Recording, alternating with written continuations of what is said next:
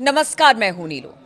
तो देखिए, अमेरिका लगातार ईरान को धमकी देता रहा, लेकिन उस धमकी का कोई परिणाम निकलकर सामने नहीं आया। कहा यह गया कि अमेरिका को भी लगता है कि ईरान पर हमला करना अब तक की सबसे बड़ी भूल अमेरिका के लिए होगी।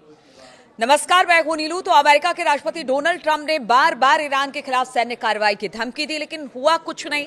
वेनेजुएला के पूर्व राष्ट्रपति निकोलस मादुरो की गिरफ्तारी के बाद ट्रंप का हौसला काफी बुलंद था। उन्हें लग रहा था कि अब हर जगह फतह उनकी होगी, और ईरान को लेकर भी उन्होंने कई बयान इस दौरान दे डाले, मानो अब ईरान पर हमला होगा कि तब ईरान पर हमला होगा।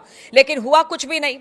अब तो खबर यह है कि अमेरिका के जो एयरक्राफ्ट थे या जिस तरह की तैनाती या अमेरिका की सैन्य कार्रवाई को लेकर तैयारी थी, वो सब अब धीरे धीरे खत्म हो रहे हैं। यानी उनके एयरक्राफ्ट अब लौटने शुरू हो गए हैं।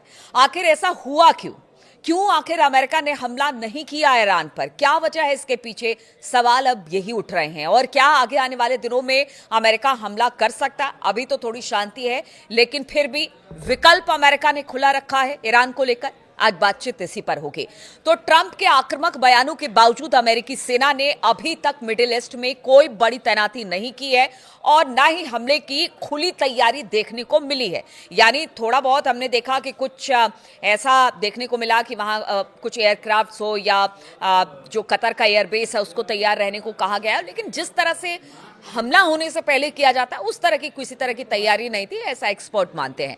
अमेरिका के खाड़ी देश को सहयोगी भी ईरान पर हमले के लिए अपने बेस इस्तेमाल करवाने को लेकर बहुत ज्यादा उत्साहित नहीं दिखाई दिए, बल्कि वो तो ट्रंप को मनाते हुए दिखाई दिए कि देखिए, अगर हमला होगा तो फिर इसके परिणाम काफी घातक और गंभीर हो सकते हैं मिडिल ईस्ट में। और सिर्फ मिडिल ईस्ट में क्यों, इजराइल जो अमेरिका का सबसे बड़ा सहयोगी है, जिसको लेकर अमेरिका कई फैसले लेता है, वो भी यही कह रहा था कि अभी हमला नहीं किया जाए।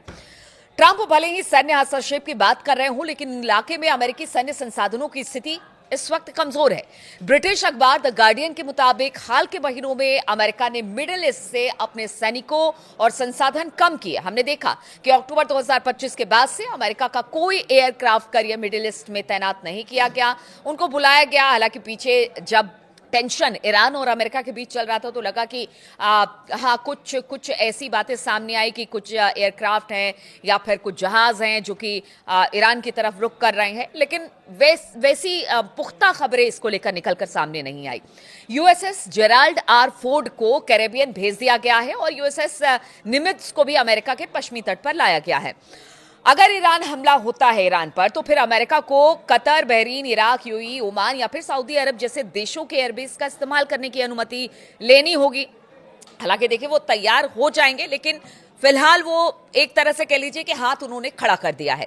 साथ ही इन देशों और अमेरिकी ठिकानों को ईरान के जवाबी हमले से बचाना भी एक बड़ी चुनौती अमेरिका के सामने होगी, क्योंकि खुलकर ईरान ने कह दिया कि देखिए, हम पर हमला तो फिर आपके भी जितने एयरबेसेस हैं और आपकी जहां जहां पर तैनाती मिडिल ईस्ट में यानी अमेरिका की है, उसको भी अच्छी खासी चुनौती, यानी वहां पर भी बड़ा हमला होगा।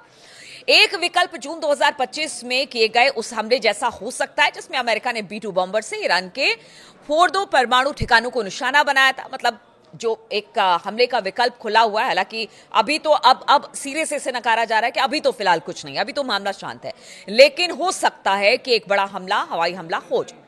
लेकिन घनी आबादी वाले इलाकों में ऐसा हमला भारी जानमाल के नुकसान का कारण बना हुआ है, क्योंकि देखिए, बहुत सारे लोग इस वक्त सड़कों पर उतरे हुए हैं और कहा जा सकता है कि अगर अमेरिका किसी तरह का हमला करता है तो फिर जानमाल कोला एरिया में हूं और आप देख सकते हैं कितनी तबाही हुई है। चेतावनी दे चुका है कि अगर उस पर हमला हुआ तो वो अमेरिकी ठिकानों और जहाजों को निशाना बनाएगा, चाहे ये कहीं पर भी हो। हालांकि इजराइल के साथ हुए 12 दिनों के युद्ध में ईरान की सैन्य ताकत को नुकसान पहुंचा, लेकिन उसके पास अब भी सीमित मिसाइल क्षमता मौजूद है और लगातार इन मिसाइलों के प्रोडक्शन पर वो काम कर रहा है। यानी अपने आप को 12 दिन के युद्ध के बाद ईरान ने और मजबूत किया है। ईरान दोबारा तैयार कर रहा है मिसाइल लॉन्चिंग के ठिकाने, रिपोर्ट्स के अनुसार, और एक्सपर्ट बताते हैं कि ईरान के कई मिसाइल लॉन्चिंग ठिकाने पहाड़ों के भीतर बने हैं और उन्हें दोबारा तैयार किया जा रहा है।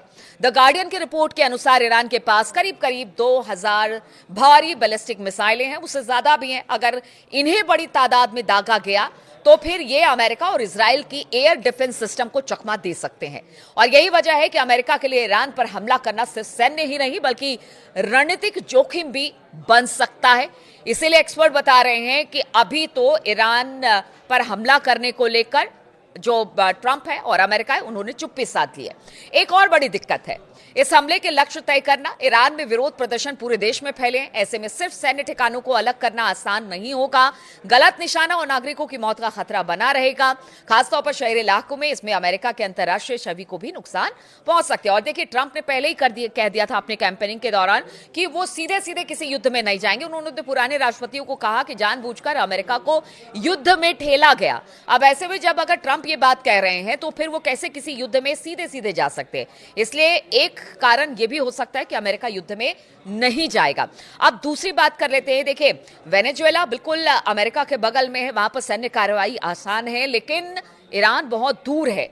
और देखिए, जमीन पर तो आप सेना भेजकर लड़ाई नहीं कर सकते। हाँ, हवाई हमले का विकल्प अब भी अमेरिका ने खुला रख रखा है, जिसको लेकर ईरान भी तैयार है। विशेषज्ञों का मानना है कि ऐसा हमला ईरानी सरकार को और मजबूत कर सकता है, क्योंकि वो इसे विदेशी दखल बताकर अपनी जनता को एकजुट कर सकता है। ईरान में अमेरिका के दखल का इतिहास 1953 के तख्तापलट तक जाता है। ऐसे में किसी भी हमले को ईरान की सरकार जनता के सामने पुराने जख्म उधेड़ने के तौर पर पेश कर सकती है। ईरान की सरकार सुरक्षा तंत्र भी संगठित और मजबूत है, और इसका परिणाम हमने देख लिया किस तरह से उन्होंने, जो कि लोग निकले थे सड़कों को, उस पूरे के पूरे मूवमेंट को ही दबा दिया। अभी हालात ठीक है, ये तो ट्रंप भी मान रहे हैं कि वहां के हालात ठीक है और पहले से बेहतर है। फांसी किसी को नहीं दी जा रही है, वहां पर किसी को मारा नहीं जा रहा है, इसलिए वो विचार करेंगे कि आगे क्या करना है। तो ये तमाम कारण है जिसकी वजह से अमेरिका को बैकफुट पर आना पड़ा, क्योंकि देखिए, इसमें सीधे सीधे हित अमेरिका का भी है।